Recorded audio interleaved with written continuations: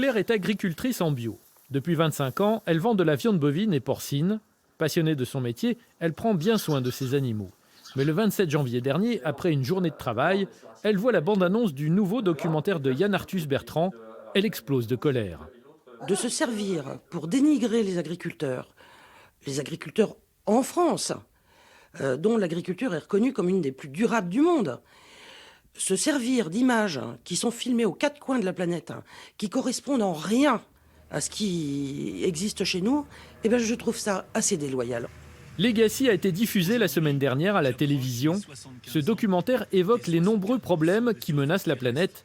L'agriculture intensive y est pointée du doigt. La moitié du monde habitable est utilisée pour l'agriculture. Et la plupart de cette agriculture est devenue folle. On nous serine les oreilles en disant l'élevage industriel, et sous-entendu tous les élevages, sont responsables de la déforestation.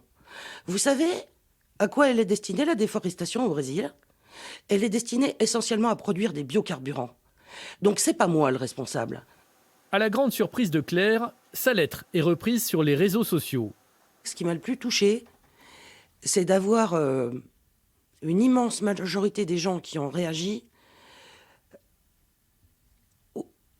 et qui m'ont donné l'impression, même loin du milieu agricole, de partager ce sentiment.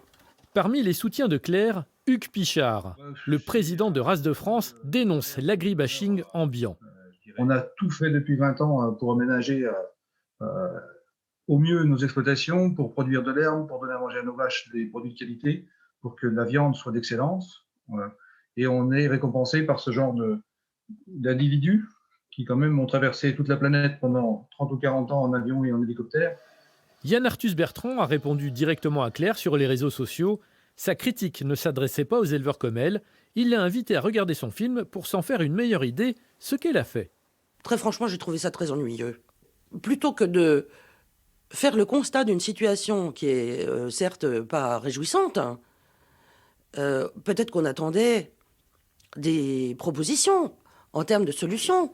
Mais Claire n'en veut pas personnellement à Yann Arthus Bertrand. Elle possède d'ailleurs l'un des ouvrages du photographe, un livre consacré aux animaux d'élevage qu'elle apprécie.